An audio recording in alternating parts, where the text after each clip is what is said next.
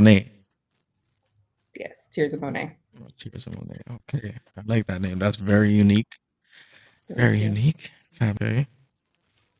So where are you from, and what's your background, and how So do you?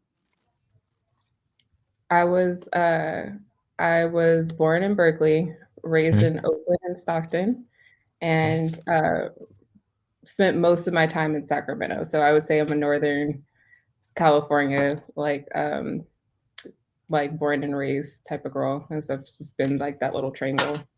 Okay.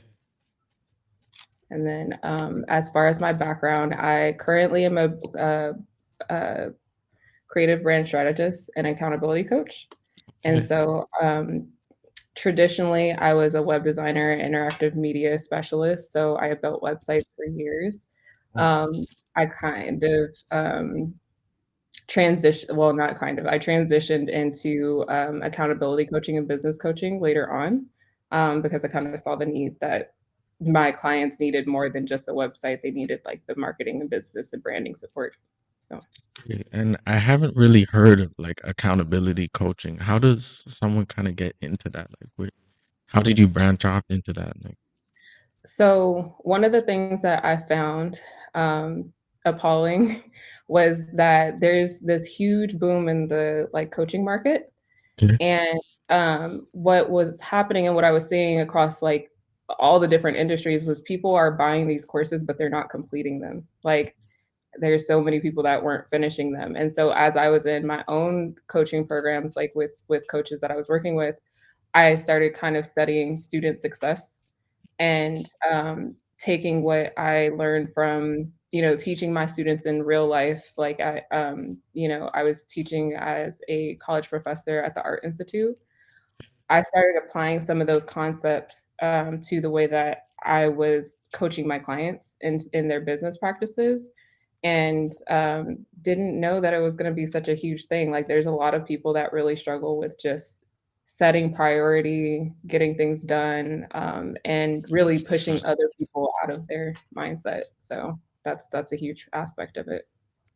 it's huge, especially like right now. Like people are in so much need of like even mental health. Like this goes into like all of that. So it's great that you actually delved into that. Like it's like a market that needs like people to really get into that right now. But it's kind of hard, as you said. It's not something that everybody's willing to do. So Right. Yeah. There's what I've really found with it is that when it was just about getting the website done, mhm. then it was like, okay, you need the marketing. See, When the marketing was done, you can have great marketing, you can have the right the right website, but if you're not taking care of you and like your mindset and you're not balancing your time and your work life balance and all that stuff, like a lot of people, they suffer. And so that was a big part of transitioning into the space. And I didn't know how big it was going to be. Like, I think the first time I threw out a tweet that it was available, like I had 16 clients like like in one tweet. So it was pretty cool to see how well accepted it was in the market. yeah, because I found you over from Twitter, and you have a very big following, and they are always so engaging. I see, so that's like a really big thing too, like with engagement that people Mhm. look for. So for you to have built that platform too, like that's another thing there that's also getting you the people and the clients that you need, right? So like you said, you got 16 leads off one tweet, like that's how powerful Twitter actually is. So I'm like, actually trying to build daily dose like that too. So it's good to see you doing so well on Twitter. So that's Thank you. congrats to you. So yeah. And, Thank you.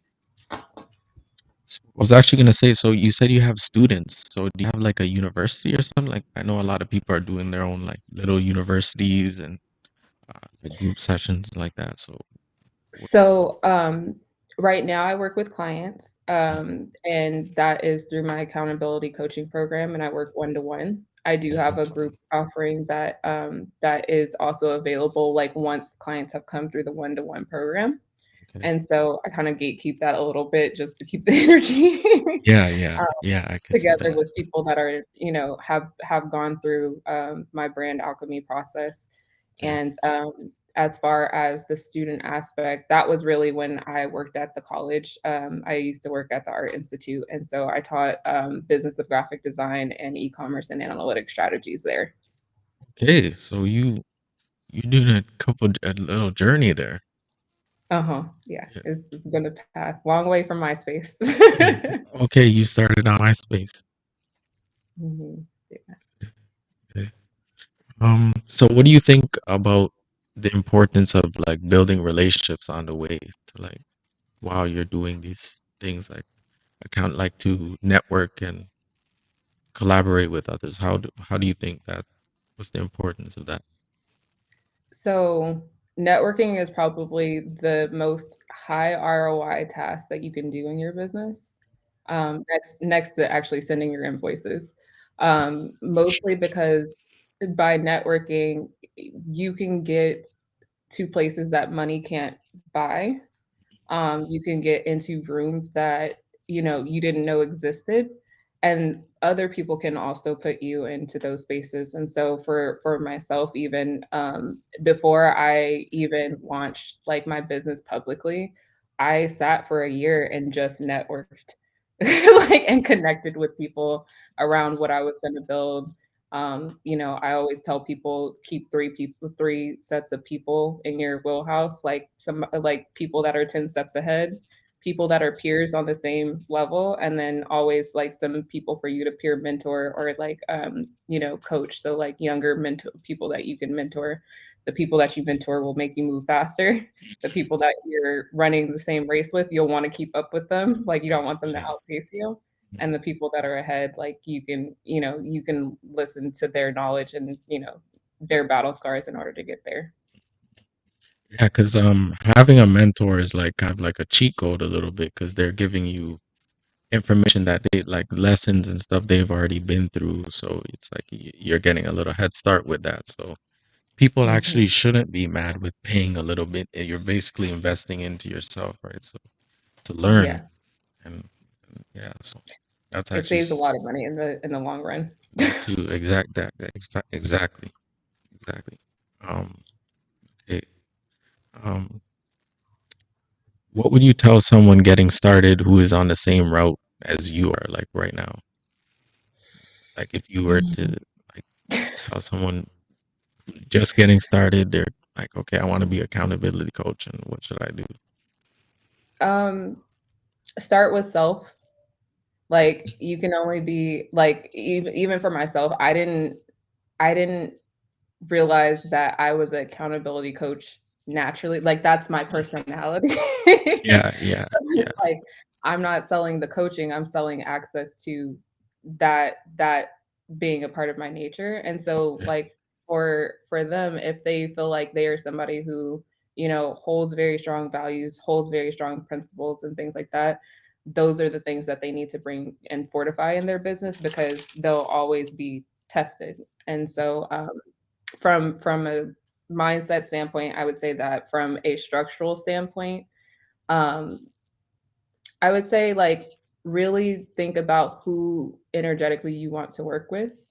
Um, Not everyone is equal in terms of like what it will take out of you when you're working with people. So like for me, I thrive when I'm working with people that have an idea and a vision.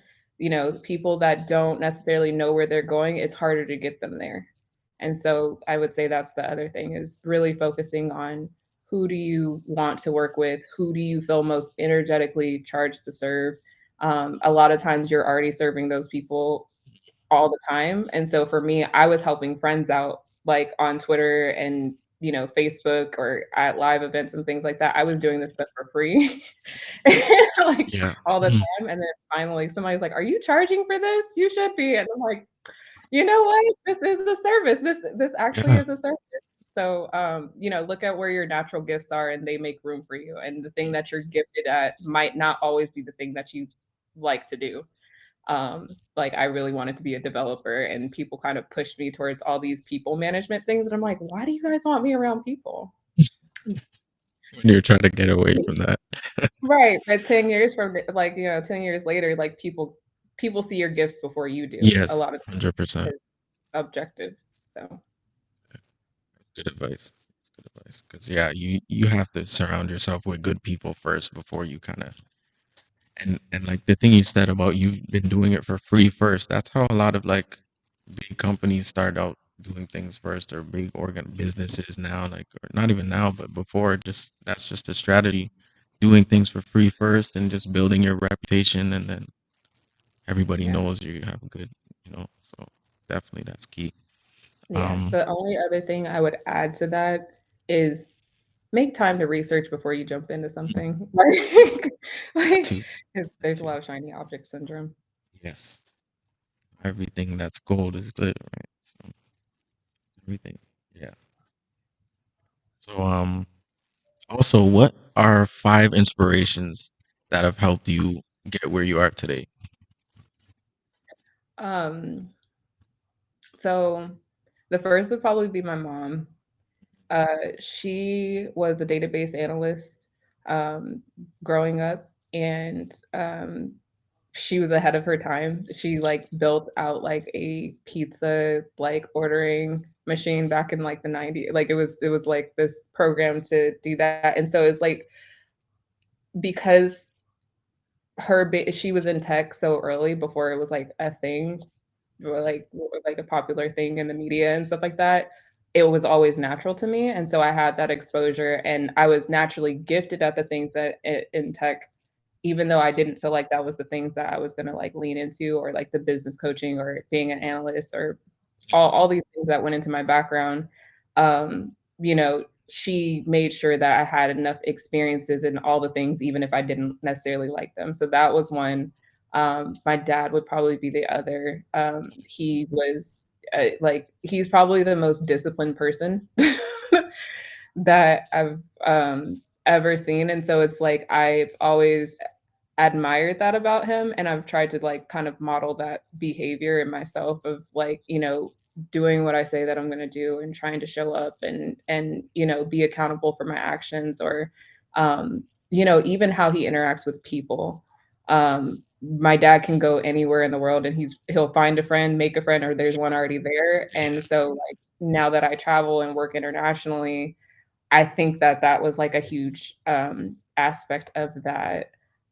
If I was gonna go, like, broader and say, like, a celebrity or somebody like that, I know some people don't necessarily, like her now, but growing up, Oprah was, like, my girl. Yeah, yeah, yeah. And, I like, for with her, it was always that her vision was always big enough for her to give from. And so it's like, when she had the holiday shows and things like that, it's like, yeah, she's giving away stuff, but it's like she was giving away opportunities for products to be placed. She was giving away cars for people to go and take their kids to school. It's like being at that level and being like creating something that is so much bigger than, hey, I just want to be a talk show host, and building out the schools and all that stuff was like a huge thing. Um, the fourth one would be my mentor. His name is Bill Mead, and Mhm. yeah, he basically had his hands on my career from like me on my maybe like third day of school. Like I basically introduced myself to him and was like, "Hey, you're gonna see a lot of me," because he was the director of my program. And he continuously opened door after door for me, like, in my network, and so it was cool because, years later, I actually got to go and teach alongside of him, at the Art Institute, and because of him, like, making sure that I had everything that I kind of needed in school, and making sure that faculty were, like, looking out for me and things like that, I was actually able to be selected of one of like 13 to develop the national program for the Art Institute in entrepreneurship. And so, you It's know, because of that connection there. Yeah, one connection. Mm, He got me my first job working at a digital agency, and so I was 19, working at a company where I was managing tourism bureau websites for like Yosemite.com, like Cal Travel, Sacramento State, like all these like big names and things like that. So it's like you can't like one connection like literally changed the trajectory of my career. So that one was a huge one. And and then the last one is I have my sister, she's 12 years younger than me, and it goes back to that mentor thing okay.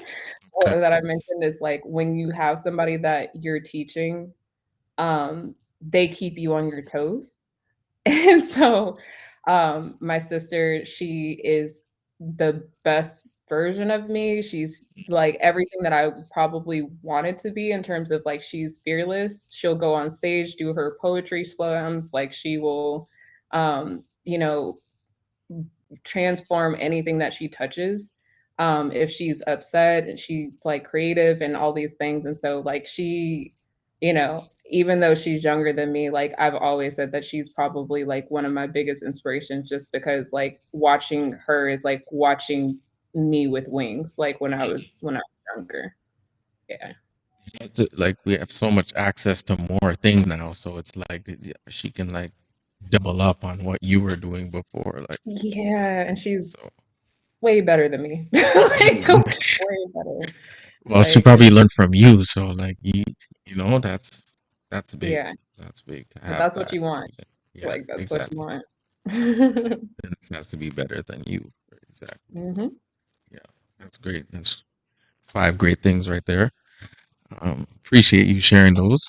Um, so how does having a business and being an entrepreneur like affect your circle, like the people you're around, like yeah, Um, it negatively or definitely positively? You can give me like both sides. yeah. So I don't necessarily do things as like positive or negatives, because it's always gonna vary per person. But what I can say is the ways that it does affect it is like you change what you value, and as you change what you value, the circle changes. So, like, I used to value like being around a lot of people and being in every room and everything, but now I value privacy. Mm, So, I used to value going around like and pitching to a lot of people, but now I value my peace. So I set up systems to be able to do those things and stuff like that. So what comes with that is that the circles that you originally start with, sometimes they get a little frustrated when the access to you changes because now you value your time. And so you might not be at every birthday party and event and things like that. You might be at more networking events, or like for me, like I had a big thing where my friends kind of had to adjust to where I was just like, hey, I'm not doing any more Vegas trips. I'm only traveling internationally for the next 3 years or 2 years unless it's for business. And they were like, wait, what? Like, and it's just like they didn't know that you can rewrite the rules like that. But it's like for where I was going, that was the vision. mm, And so it takes a lot of communication in terms of like deciding on like what you now tolerate and what your new like non-negotiables are. yes. And then deciding on the quality of people and the quality of their issues that you're willing to deal with, if that makes sense. So if you're that friend, especially me, who like I transitioned to being an accountability coach, Mhm. well, like my friends that call me to share all the problems in the world, it's like I have to adjust how much access they're getting to that aspect and stuff. Like now it's like, okay, don't call me just when you have problems. Call me Mhm. when you want like when you want to build, call me when you want to go and have fun, those Yes. types of things. So yeah, it changes based on what your values are. And so like, my values are going to be different than yours. So that what I can say is that access is the biggest part that changes. Like a key thing I got from that was like you don't want to limit yourself either. Like you don't want to just be going to Vegas when you could be going, to like Bali or not, just somewhere overseas or Singapore, just or wherever, like somewhere in Europe or Paris, just expanding your horizons. So that's definitely key. Um, so like, if you had to do things like over again, like would you change anything or would you do you think you would kind of just keep the So same this is flow? always a good question because I'm always like, would I change anything? Because I wouldn't know that I needed to change anything if I wouldn't have had the experience, right? Mhm. That's true. That's true. And so for me, I think that I probably would have, if I would have known where to find people sooner, I would have probably leaned into like hiring people a lot sooner to help support different parts of my business, so that I wouldn't try to do everything on my own. Like that took a huge like I took a huge health hit for that. And so you don't, like when you're used to running 1,000 miles per minute, and all of a sudden you have something that takes you down for a little bit, it's like harder to like forgive yourself for not being able to move that fast. Yeah. But if I built out the systems to support me in that, it would be a lot easier to move freely. So yeah, like building a team early, like very early, is huge. That's actually like really key because having a team, like some people are scared to hire, right? Like you may need to because things can get hectic, and that's kind of how you really try to automate, just Mhm. maneuver just better with a team like with you by your side to kind of help you with tasks, help you with certain things so you can kind of get ahead on other things. So yeah, that's definitely key. And I could see how you could even get at like a health hit off that because you're doing all these things at once and you're not really taking time for yourself or yeah, so that's Yeah, really key. you start eventually demonizing rest, and Mhm, it's like, no, like mhm. that's a part of the human condition. Yeah. Sometimes the work is the rest, is what I'm always Yeah. telling clients. Like, gotta rest. And so Your sleep is delegating key. and yep. Yeah. Okay. So just a few more questions. If you had, oh, 1 second, sorry. What are some things people should focus on like right now that you think would help like, be um, successful in their journey? Before you even start a business, you want to make sure that you are like financially sound.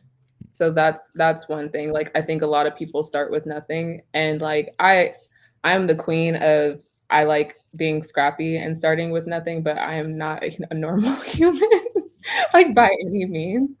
And so I don't suggest it because it's not healthy. Yeah.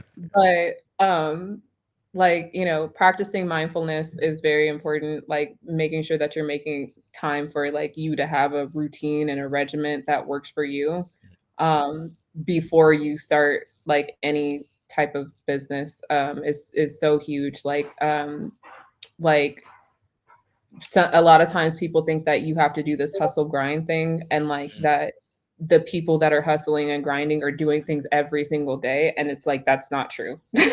Like a lot of times they have like gaps in their schedule, or they do certain tasks like weekly or Mhm. like twice a month or three times a month. So Mhm. consistency um is different depending on what that looks like for you and your system and your approach. And so the more that you know yourself, the more you can build systems around what you need.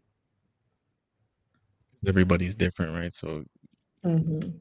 Yeah. In my program, we do like a lot of discovery work on that. Like I'm looking at their energy types. I'm looking mhm, at, what are their, we call them shadow aspects, or like the things, their weaknesses, okay. that we need to tool for and things like that. So I would say be very like self-aware and that mindfulness and regiment.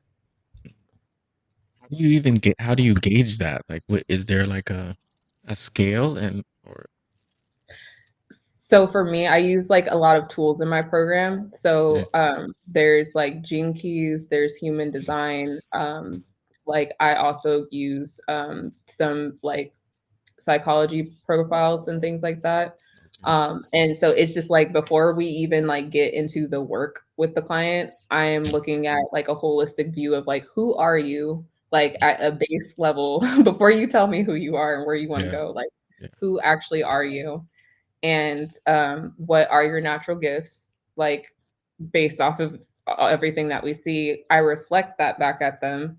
And then we take that and we start building processes, systems, and offerings that energetically match that. Because somebody who does not do well with video, for example, is not going to be somebody that's going to want to or be like emotionally ready to grow on TikTok. So, like, I might need to make passive income products for that person, or might need to build out a course or something along those lines. So, everyone's going to be different. Like, my clients are completely different industries, but those granularities get really specific. Okay.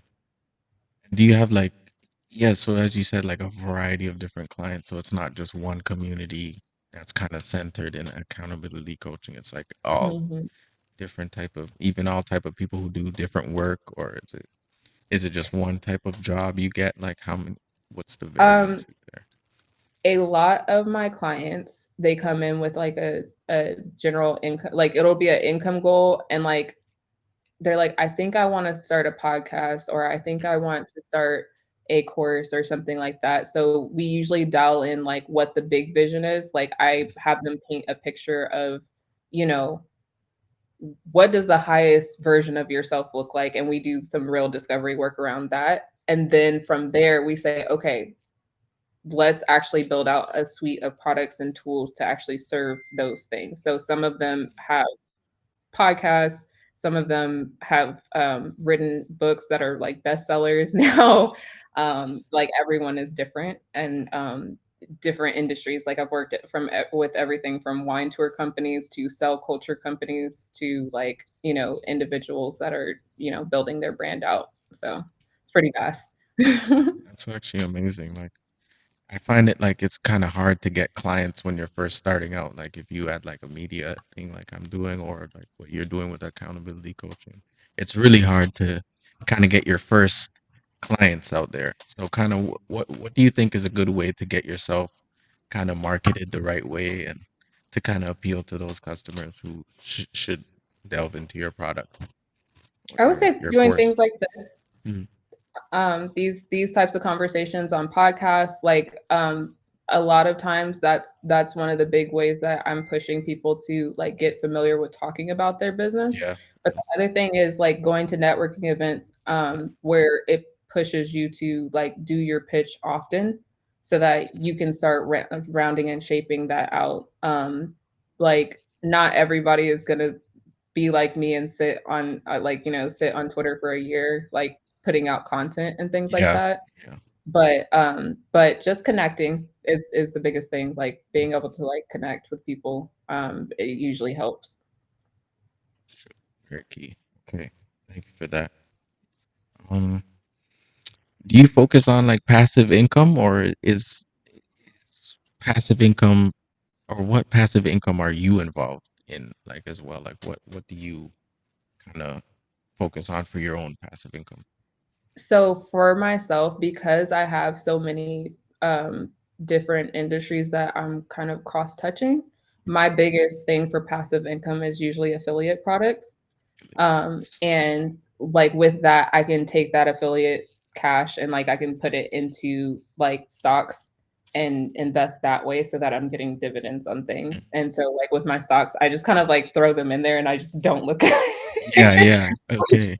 I know people are like way more active with it, but I am not. Like if I look at it, I'll start like jumping down the rabbit hole and getting too involved. And Yeah. so I use my affiliate products and things like that, and also referral agreements and things like that. So um, I have a lot of people that I have referral partnerships with, and just as I see people that need something, I'm able to send them support on things. So Mm. it's semi-passive, but it's like I'm not the one that has to do the labor on Yeah. those, and so that helps a lot if I'm already talking to people. Yeah. You're just basically like the search engine, like you're like the Google. You're just getting them to where Mhm. they need to go, right? So that's Yeah. actually super good. That's super good. So it's basically like contracting too, right? Because you're like Yes. Getting the yeah, and giving out the work. Yeah, so mm, very good. Very good. What's one thing you would change in today's world, and like why? Why do you think that change is So needed? I love this question, but I'm gonna ask you a question in response to the question. What do you Okay, think is the most addicting thing in the world right now right now, in I think that 2023? yeah,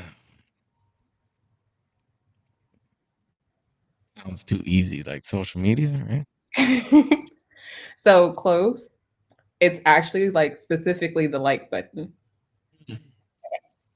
Like in like one day, like just one day, Instagram alone gets 4.2 billion likes per day. Mhm. And so like if you add up all the social media platforms, I think it's somewhere around 11 billion likes per day are happening. So Wow. as much as I'm a brand strategist and accountability coach and I love social media, I would like to see the social media companies be more accountable about how it's actually affecting the generations that are coming. Because we're seeing a rise in neurodivergence, we're Mhm. seeing a rise in shorter attention spans, we're seeing a rise in dopamine addictions because of that button. That button is more addicted than crack. Mhm. Mhm. Yeah, right now And that's today's crack. Yeah. mhm. And because of it, like, cancel culture is a part of that too. Mhm. Because people are driven to see like who's getting canceled today and all that stuff. And like I've had plenty of conversations about how the cancel culture is not necessarily new. Like we had guillotines, we had walking the planks and Yeah. all these in past times. So it's like socially we're gonna cancel you.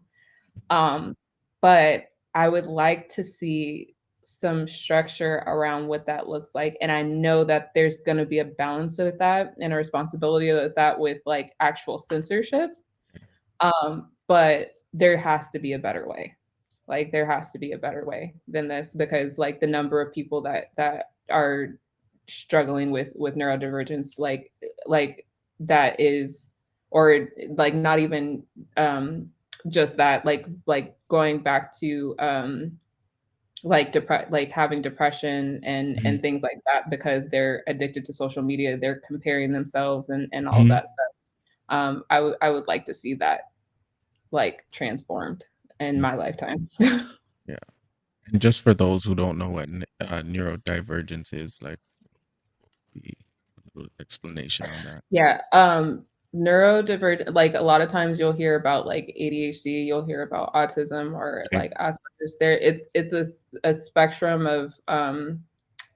of different behavioral like differences that people are experiencing. And so, like, I myself am not a neurodivergent. I recently have gone through the path of like self diagnosis and like am leaning into like, getting more support around those things.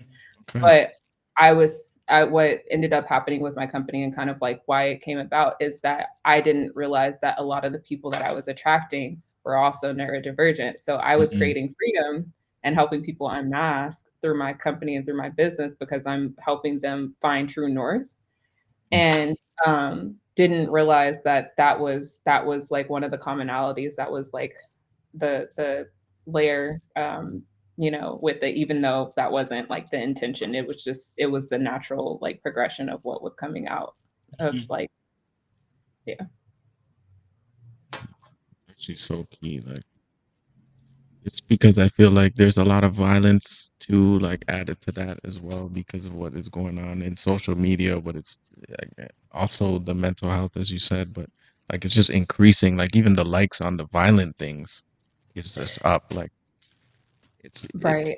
it's like it's just not working in favor of the younger kind of generation right now. And that kind of goes in what you were even answered goes into what I was going to ask you. Like now, the last question, like how would you like to influence the younger generation? So like you would definitely Yeah. like to. So I actually asked my sister that the other day. I'm like, so out of everything that I've done with you and your friends and like all that stuff, because like she's been on stages and like, you know, spoke in front of my conference and all those things. I'm like, what do you feel like is the biggest like influence that I've had? And like, you know, when you're talking to your friends and stuff like that, and her words were that I did what I said I was gonna like. I always did what I said I was gonna do. Like if I said I was gonna do a conference, I did a conference. And Yeah. so it goes back to that accountability aspect is that that I want to influence them to like be themselves and show up as themselves. Like it wasn't normal to be like a spiritual entrepreneur and Yeah. stuff. It wasn't normal to like dig this deep into, you know, the profiles that I dig into or like using astrology in my business or Yeah. all these like fun things that I do within in like my wheelhouse. Yeah. Um, those aren't normal things, but those are the things that let me show up as me, and then it helps me free other people to unmask as well. So I would say just like allowing them to like know that they can do exactly what they want to do and they Yeah. don't have to ask anybody's permission to do Mhm. it. Mhm. That's key information right now. I feel like a lot of people need to hear that as well too. So especially from an accountability coach. So so where can people find you? What's your other social medias and Yeah, I am Tirzah Moneé across all platforms. And then if you would like to work together, the links in the bio and all of those, but you also can go to tirzahmoneé.com and book a session there. Like I am taking on a handful of clients right now. nice. Okay, so you guys heard her. Head over there. Make sure you try to tap in, get some accountability in your life, and let's make things a better world out here because the world needs it right now. So appreciate you tapping in with us. Thank you for having me on. I appreciate it. Okay, thank you very much. I hope to see you again. Yeah, don't let this be the last time. We might have to Oh yeah, you'll see have me on another. the Okay. timeline. Yeah, definitely, definitely. Yeah, we Awesome. definitely might have to have another one of these though, because you're definitely very informative. You have a lot of information to give. So yeah, Just let me know. appreciate you.